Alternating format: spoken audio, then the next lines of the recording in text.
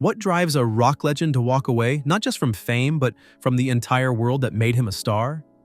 Imagine joining one of the most iconic rock bands in history, helping to create hits that define generations, and then, at the height of your career, vanishing into obscurity. Why would anyone do that? This isn't just any legend. This is John Deacon of Queen. His story isn't about chasing the spotlight out. It's about intentionally turning away from it, even as it burned brighter than ever.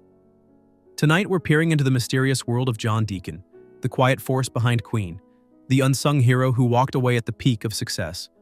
Does fame have a price too high for some to pay?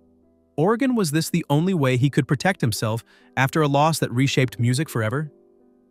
Before the world heard the thunderous opening riff of Another One Bites the Dust, before You're My Best Friend became a feel-good anthem sung across stadiums, a reserved, unassuming young man from Oadby, England, quietly shaped the sound and trajectory of rock's most theatrical band.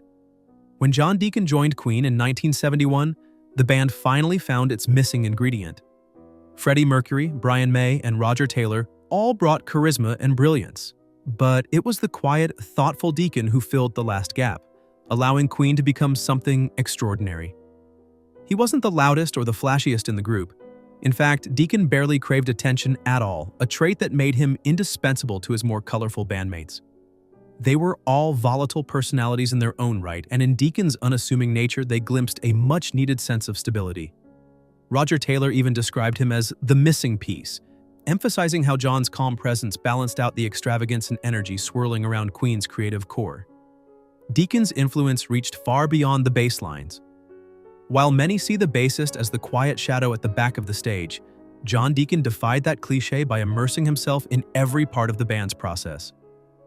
He wasn't just crafting bass parts, he was wiring up their sound systems, negotiating finances, and even designing the electronics that defined Queen's live experience. He approached music and business with the sharp attention to detail of an engineer, drawing on his background in electronics and mathematical sciences. For Deacon, creative control meant engagement at every level. Writing songs, yes, but also ensuring Queen kept their edge both musically and financially. Songwriting proved to be one of his most profound talents. Hard as it is to believe with three other powerhouses in the band, it's Deacon who wrote or co-wrote some of Queen's biggest radio smashes, including Another One Bites the Dust, You're My Best Friend, I Want to Break Free, and the global chart dominator Under Pressure, co-written with David Bowie. His songs radiated a sense of warmth and deep feeling that listeners could sense. Whether they realized it or not, Deacon was the soul hiding just behind the spectacle. It is tempting to paint Queen as one giant, harmonious unit. The reality? 4 sharply different personalities, each irreplaceable, yet perpetually clashing and reconciling. The engine worked because it was so volatile. John Deacon's role was like gravity, unseen but binding everything together. He almost never put himself forward in interviews. He didn't crave magazine covers or late-night TV appearances. Instead, his focus stayed on music, craft, and keeping the band on course. What's more fascinating is how his very reluctance to be center stage, his evident discomfort with the machinery of fame, became the glue that held Queen together during their wildest, most transformative years. Of course, none of this prepared Deacon or the rest of the band for the shock that would rip through their world. The death of Freddie Mercury.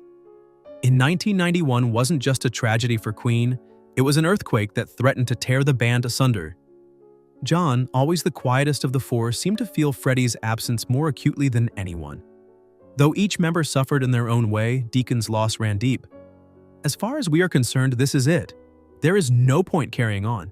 It is impossible to replace Freddie, Deacon famously declared, almost as if to drive home his own decision along with the fate of the group. Mercury's passing didn't immediately dissolve Queen. In the months that followed, the world watched as John joined Brian and Roger for the 1992 Freddie Mercury tribute concert, a final explosion of great music and collective grief that drew millions of viewers and the world's biggest rock legends to London's Wembley Stadium. Deacon rallied again for a charity concert at Cowdray House in '93 and a France event in 1997, but each time the act of performing seemed to drain him further. Observers who were there sensed the difference. The unflappable bassist appeared deeply unsettled. He moved through those final shows with visible nerves, chain-smoking backstage, and looking almost haunted by the ghosts of all that was missing. After their show in Paris in early 1997, John Deacon walked off stage and never came back. He didn't announce his retirement with fanfare. He didn't give tearful interviews. He simply receded as if fading into the shadows of his own making. But what really pushed John to this point? The answer isn't as simple as the band couldn't go on without Freddie. For most, mourning is a process. For Deacon, the loss of Queen's frontman was a wound that never seemed to heal. The music that had once been a source of joy turned bittersweet, and with Freddie gone, so was the dynamo that had energized the whole project. In those rare comments after Mercury's passing, John made it clear. Continuing didn't make sense. The notion of Queen without Freddie wasn't just incomplete. It was unimaginable to him. Even those closest to Deacon understood. Roger Taylor later offered a rare glimpse into John's inner turmoil, revealing, John freaked out and decided he really couldn't deal with being in the music business anymore. Coming from Taylor, never one to soft-pedal the truth, it painted a picture of just how overwhelming the shift was for John. Instead of seeking solace in a new project or indulging in the comforts of continued fame, Deacon took an almost unheard-of path. He walked away completely. He turned his back on the spectacle, the drama, and perhaps, most of all, the pain. What followed was a retreat unlike anything rock music had seen. Where most legends linger, appearing for festivals, special guests, or at least an occasional headline, John Deacon simply disappeared. For the fans, he went from being the face behind some of their favorite beats to just a rumor in the shadows. And for his bandmates, he became a silent, but still present, figure existing at the margins of their world. The story of why he left, the heartbreak that drove his decision, and what it truly cost the man who helped define a genre remains one of the most enigmatic departures in the history of popular music. And it's this mystery that continues to fascinate both loyal Queen fans and curious onlookers alike. Could John Deacon have found peace? Or does fame always leave a mark that's impossible to erase? Stay tuned as we delve even deeper into his reclusive life, the attempts to reconnect, and how the legend of Queen continues, with and without its silent genius. Something remarkable unfolded after John Deacon's quiet departure from Queen. And it's not something you'll find in the typical rock band mythology. Most artists, after leaving the spotlight, can't truly escape it. The gravitational pull of applause, the adoration of thousands, the recognition in the street, it keeps them circling around their old world for decades, whether through reunion tours, nostalgic TV appearances, or the inevitable tell-all memoir. Yet John Deacon really meant it. When he left, he didn't just walk away from performing. He stepped deliberately into near-total anonymity, shrinking his world down to his family, his home, and the bare minimum of industry dealings. And, almost defiantly, he left the rest of us on the outside wondering, was this retreat into secrecy a sign of defeat, or an assertion of deeper strength? For years, speculation swirled about what John Deacon was really thinking during those final months as a working musician. The other members of Queen would occasionally be asked about him, and their answers always reflected a mix of sadness, understanding, and respect. Roger Taylor, for one, has never sugarcoated the truth. He's recalled shows where John looked visibly unsettled, almost adrift, chain-smoking backstage, barely engaging with those around him, and carrying a palpable weight on his shoulders. Taylor could see even then that Deacon's roots in music were forever tangled up with Freddie Mercury's life force. And when that was gone, so was the whole foundation for John. For Taylor and Brian May, continuing Queen after Mercury's death was a means of survival, a way to process grief by keeping the music alive and adapting to the shifting landscape of rock. But for Deacon, moving on proved impossible. His sense of loyalty, the depth of his grief, and his unease with fame itself all combined into one irresistible force, one that literally compelled him into the shadows. But let's be honest, this wasn't simply a reaction to tragedy. Beneath it all, John Deacon seemed almost allergic to the machinery of fame. His discomfort with media, award shows, and constant public scrutiny was nothing new. He'd been skirting the edge of those expectations ever since Queen first kicked down the doors of the British rock scene. With Freddie at the helm and Brian and Roger both thriving in the spotlight, Deacon deliberately sidestepped stage banter in interviews whenever he could. Fans remember that even in Queen's heyday, he'd disappear behind his curtain of hair at live shows, playing with laser focus while the others basked in the crowd's adoration. He wasn't shy or ungrateful, he was simply built differently. A craftsman, not a celebrity. When you think about it, his departure was decades in the making. The stage itself became John's self-imposed border, and next to his thunderous bass lines, he was almost a ghost, haunting Queen's rise but never fully inhabiting its stardom. And crucially, Deacon's exit wasn't just the result of emotional strain or stage fright. It was also a clear-headed, pragmatic leap. During his time with Queen, John was always the band's business strategist, the one who understood contracts, royalties, and the architecture of the industry. Even after quitting, he ensured Queen's finances were rock solid. He remains, to this day, involved in the band's major business decisions, quietly approving licensing deals and protecting the group's legacy from afar. This is not the behavior of a man running away in despair. It's someone who decided he owed himself a different life, one controlled and intentional, removed from the spectacle but never disconnected from what mattered. Perhaps the most striking part of Deacon's retreat is how completely he committed to it. Most ex-rock stars make half-hearted retirements, only to reappear for lucrative tours or interviews when nostalgia comes calling. Deacon, on the other hand, does not do meet and greets, does not chase film cameos, and doesn't even attend events commemorating Queen's impact. After his final show in the late 90s, sightings became so infrequent that each one sparked headlines. John Deacon spotted walking in London, as if confirming the existence of some rare mythical creature. For the handful of times he's been seen in public, it's always the same story. John, dressed in the plainest of clothes, choosing the quietest path through the crowd, remaining, above all else, profoundly ordinary. It's almost as if he decided the best way to protect everything he'd achieved was to step away before the world could start pulling it apart. His family became his anchor. Deacon's marriage to Veronica Tetzlaff, now spanning more than 40 years, and his role as a father to 6 children, is a striking contrast to the typical rock and roll saga. In an era riddled with messy breakups, public feuds, and endless drama, Deacon built a fortress of privacy around himself and his loved ones. This unassuming domesticity might seem shocking when you consider the scale of his achievements. Yet for John, it simply seems like the fulfillment of what he was always quietly seeking: peace, stability, and a sense of control. Not everyone is prepared to pay the perpetual debt of fame, even if it means stepping away from a chorus of millions who'd happily sing your songs forever. But make no mistake, his former bandmates have tried to pull him back into the fold. Brian May especially has spoken openly about reaching out to Deacon, inviting him to return, if only for private conversations and business meetings. Each attempt, though, has met with polite refusal. John has made his wishes clear: no comebacks, no reunions, no half measures. Queen's newer chapters, including explosive tours with Adam Lambert, a new generation of fans, and lucrative side projects, have all unfolded with his formal blessing, but from a distance. He's still a business partner, always consulted on financial matters, still fiercely protective of the Queen name and brand. Yet for all the success, the critical acclaim, and the sold-out stadiums, John Deacon remains a silent guardian, watchful but utterly removed.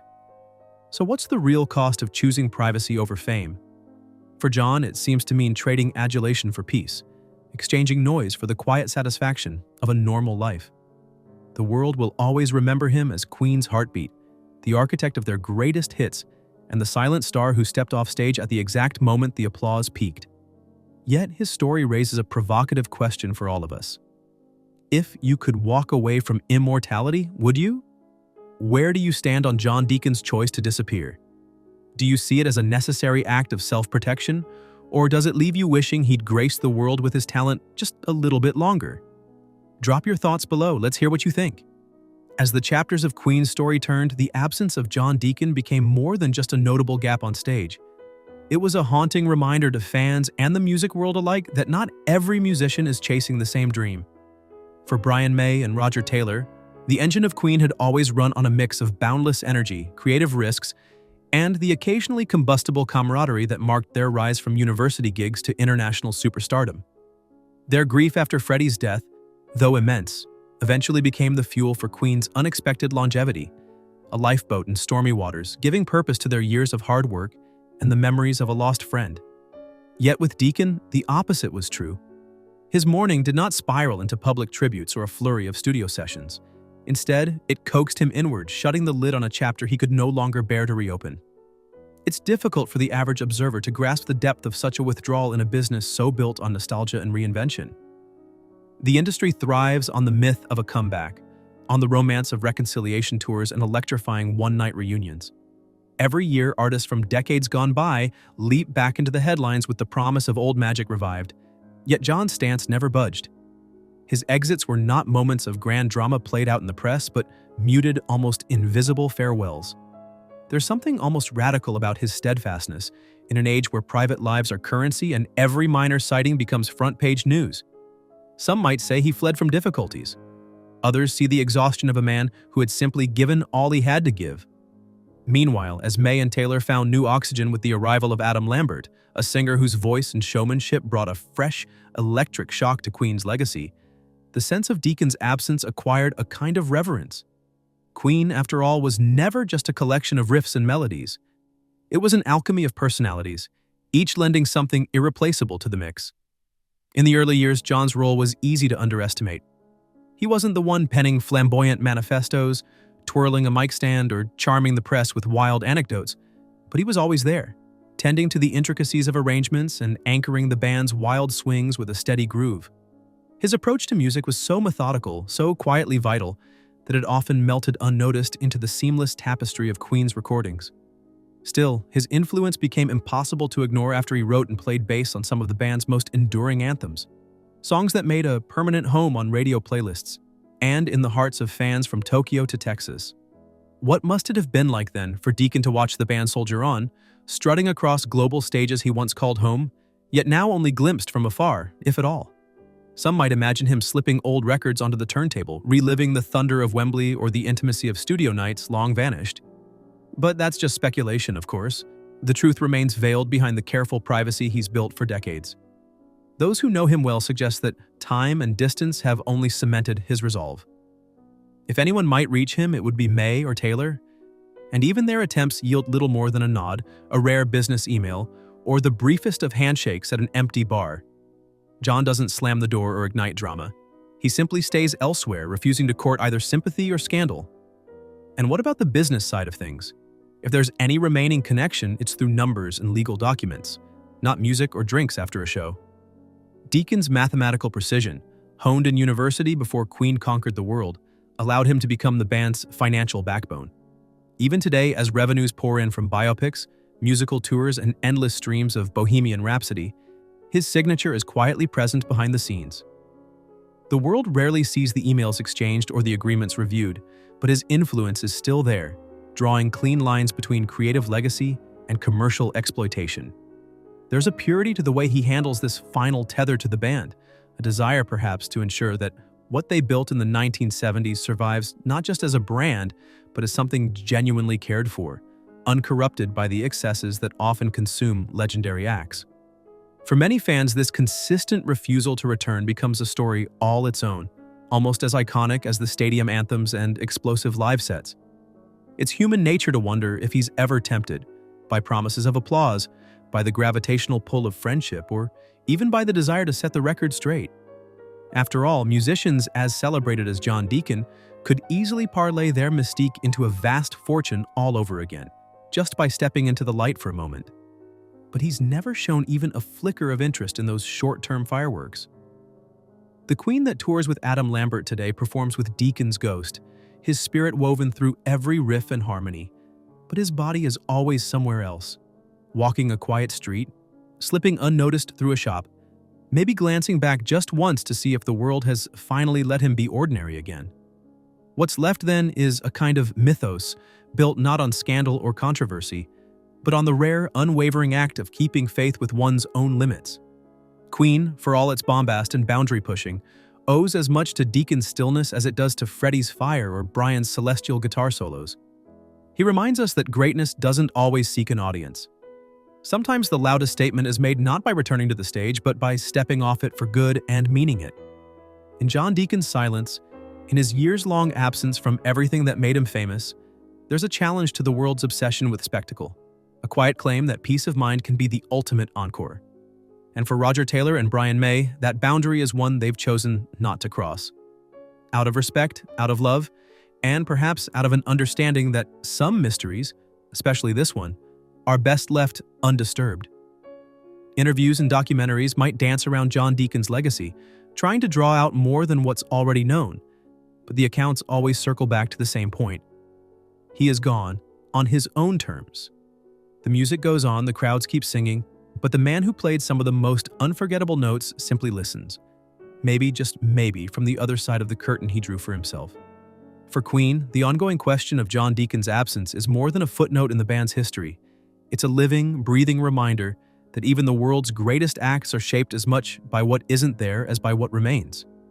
The mythology of the band endures precisely because it runs on these contradictions, tumultuous yet tight-knit, ever-evolving but rooted in the chemistry of its original members, forever pushing outward even as old ghosts tug at their sleeves. As the years unfurl, stories of Deacon's withdrawal have shifted from the shock of his departure to a respect for the purity of his resolve. His journey isn't marked by regret or drama, but rather the quiet conviction that some chapters truly do require an ending. Each passing tour or sold-out arena carries traces of the original chemistry. Brian May's guitar still soars, Roger Taylor's drumming still throttles the heart. But the absence of Deacon's groove is always there, humming beneath the surface, impossible to forget. What's truly remarkable is that even as Queen metamorphoses to embrace new faces, new audiences, and new musical landscapes, Deacon's DNA is present in everything they do. The band's catalog is an everlasting echo of the days when four unlikely personalities came together to make something much larger than themselves. Adam Lambert's arrival, so full of energy, awe, and deference for those who came before, signals that Queen refuses to become a museum piece. This living legacy, one that draws fresh generations under its spell, still leans heavily on the groundwork laid by Deacon. The bass lines that pulse inevitably beneath stadium lights, the arrangements that elevate each song from classic rock to opera, and the understated yet unshakable sense of timing that defines their biggest hits. These traces are more haunting because of who isn't there to recreate them. Sometimes you have to wonder what it means for Deacon himself. There's no reliable evidence to suggest he tracks Queen's evolution with any regularity, no tantalizing reports of him waiting in the wings poised to surprise the world. Instead, his retreat has become as much a part of Queen's lore as Freddie's magnetic persona.